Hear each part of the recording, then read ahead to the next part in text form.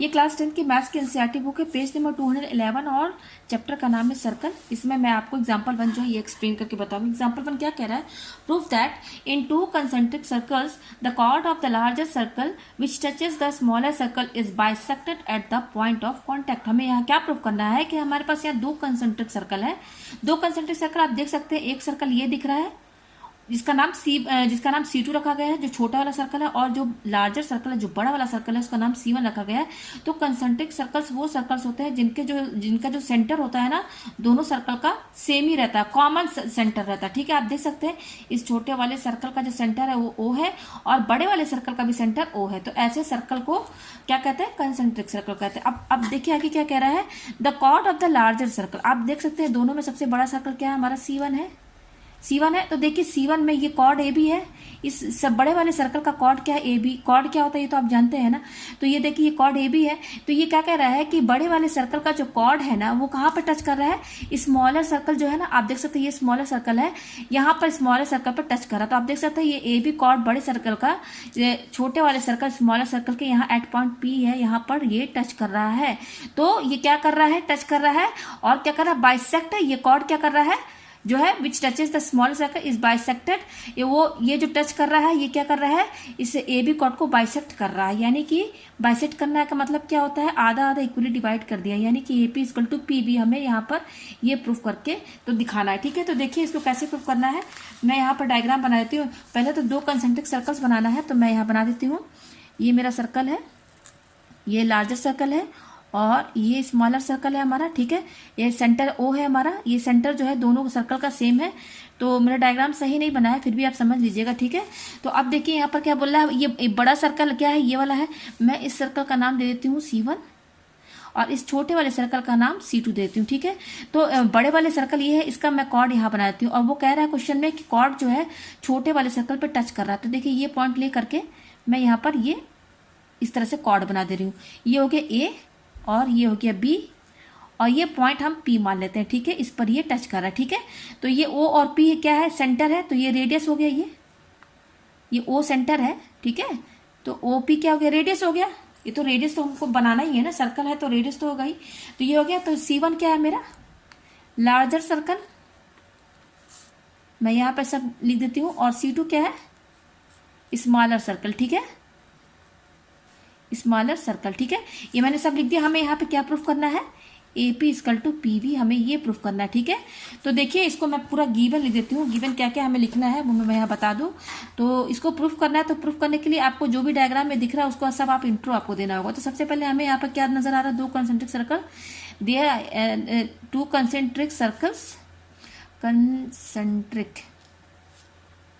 Circles नाम बता देते हैं। C1 C2 है, C1 and C2 with centre, with common centre लिख देते हैं। ठीक है, विथ कॉमन सेंटर O। ये हो गया सेंटर O। ठीक है, और क्या दिख रहा है? OP is the radius, OP is the radius of circles. ठीक है, ये हो गया। और AB क्या है? कॉर्ड है। AB क्या? क्वेश्चन में कह दिया AB is the chord of किसका है? बड़े वाले सर्कल का। AB is the chord of larger circle, larger. ठीक है, बड़े वाले सर्कल का सर्कल है, लार्जर सर्कल कॉर्ड है जो कि टच कर रहा है स्मॉलर सर्कल पर एट पॉइंट P पर। तो यहाँ क्या लिखेंगे? AB is the chord of larger circle which touches the smaller circle at point, कहां पर? इसे स्मॉलर सर्कल पे टच कर रहा है, तो किस पॉइंट पर? एट पॉइंट P पर। सर्कल एट पॉइंट P, ये सब आपको लिखना पड़ेगा, बताना पड़ेगा। ठीक है, तो ये हो गया हमारे पास। अब हमें क्या प्रूफ करना है? To proof AP equal to PV, हमें ये प्रूफ करना है। ठीक है, हो गया। अच्छा देखिए अब मैं यहाँ पर क्या क्या कंस्ट्रक्ट करूंगी। मैं यहाँ पर क्या करूंगी? ये O और Y को O और A ज्वाइन करूंगी, ज्वाइन। तो मैं यहाँ पे लिख देती हूँ मैंने क्या क्या ज्वाइन किया है। ज्वाइन OA एंड OB मैंने ज्वाइन कर दिया। ठीक है, ये ज्वाइन कर दे। अब देखिए यहाँ पर एक थ्योरम है, थ्योरम 10.1। 10.1 थ्योरम क्या करता है, आप यहाँ पे देख सकते हैं कि ये जो ए बी जो कॉर्ड है ना, ये छोटे वाले सर्कल पर एक पॉइंट पी पर टच कर रहा है, केवल इस एक ही पॉइंट पर टच कर रहा है।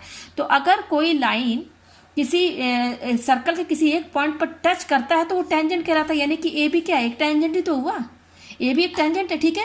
और अगर वो टेंजेंट है तो इसका मतलब कि उस सर्कल का जो रेडियस है उसके परपेंडिकुलर होगा, यानी कि रेडियस हमारा क्या, ओपी। तो फ्रॉम थ्योरम 10.2 ओपी क्या है, perpendicular to tangent A B, ठीक है। फ्रॉम थ्योरम 10.1, ठीक है, 10.1, ठीक है। तो जब ये ओपी परपेंडिकुलर है ए बी पर, ए बी तो टेंजेंट है, मैंने बता दिया क्यों, क्योंकि ये इस छोटे वाले सर्कल C2 के एक पॉइंट पर टच कर रहा है तो उसको टेंजेंट कहते हैं, और टेंजेंट है तो यानी कि रेडियस के परपेंडिकुलर होगा। तो ओपी परपेंडिकुलर ए बी मैंने यहाँ लिख दिया, और परपेंडिकुलर है तो ये एंगल और ये एंगल 90 होगा, यानी कि angle O P A equal to angle O P B equal to 90। Perpendicular है तो 90 होगा ये दोनों ट्रायंगल। तो मैं यहाँ पे लिख देती हूँ angle O P A equal to O P B equal to 90, ये 90 होगा हमारा, ठीक है। अच्छा ये 90 होगा। अब हम क्या करेंगे, तो मैंने यहाँ बता दिया कि ये दोनों एंगल 90 क्यों है। थ्योरम 10.1, ये मेरा 10.1 लिखा हुआ है, ठीक है, मैं यहाँ पे काट के लिखती हूँ 10.1, ठीक है। तो ये 90 होगा, मैंने लिख दिया। अब देखिए मैं क्या करूँगी, यहाँ पर देखिए आपको दो ट्रायंगल दिख रहा होगा, एक ये और एक ये। तो मैं दोनों ट्रायंगल का नाम लेती हूँ, in triangle O P A and triangle O P B, O P A and O P B, ये दो ट्रायंगल दिख रहे हैं ना, इन दोनों ट्रायंगल को मैं कॉन्ग्रुएंट प्रूफ कर दूंगी। कॉन्ग्रुएंट प्रूफ हो जाएगा तो ये दोनों साइड भी इक्वल हो जाएगा, एपी इक्वल टू पीबी। तो देखिए कॉन्ग्रुएंट कैसे प्रूफ होगा। अब देखिए इन दोनों ट्रायंगल में ओपी जो है दोनों में कॉमन आ रहा है, तो ओपी इक्वल टू ओपी क्या हो जाएगा, कॉमन, ठीक है। अच्छा इन दोनों ट्रायंगल में ये एंगल 90 है दोनों ट्रायंगल में, तो कौन सा 90 डिग्री है, O P A equal to O P B, ये क्या है 90 है। ये कैसे 90 है मैंने बता दिया। अच्छा ये 90 है, ठीक है।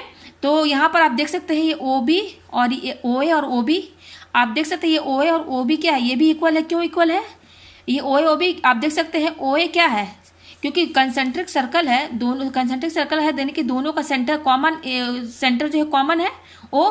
तो ओ ए क्या है, इस बड़े वाले सर्कल का रेडियस हुआ ना ओ ए और ओ बी, ठीक है। तो ओ ए और ओ बी क्या है, यहाँ पे मैं लिख देती हूँ, ओ ए इक्वल टू ओ बी जो है रेडियस ऑफ, किसका रेडियस है, किस सर्कल का, C1 का है, ठीक है।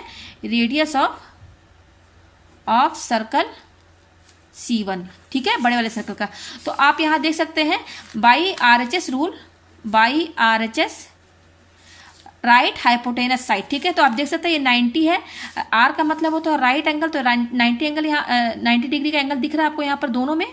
और हाइपोटेनस ये जब ये 90 है तो ये ओ ए क्या होगा, इस वाले ट्रायंगल का ओ ए हाइपोटेनस होगा, और इस वाले ट्रायंगल का हाइपोटेनस ओ बी होगा। तो यहाँ पर देख सकते हैं ये भी 90 ये भी 90, दोनों इक्वल है, और ओ ए और ओ बी हाइपोटेनस भी इक्वल है, प्लस ये ओ पी और ओ पी जो साइड है ये भी कॉमन है। तो बाई RHS ये दोनों ट्रायंगल क्या हो जाएंगे हमारे, ये दोनों ट्रायंगल कॉन्ग्रुएंट हो जाएंगे, यानी कि by RHS O P A congruent to triangle O P B congruent हो जाएगा। तो जब ये दोनों ट्रायंगल कॉन्ग्रुएंट हो जाएंगे, तो कॉन्ग्रुएंट जब हो जाता है कोई भी ट्रायंगल तो उसके करस्पॉन्डिंग एंगल्स भी इक्वल हो जाते हैं और करस्पॉन्डिंग साइड भी इक्वल हो जाते हैं। तो जब दोनों ट्रायंगल कॉन्ग्रुएंट हो गए तो एपी और एपी जो है वो पीबी के बराबर हो जाएगा।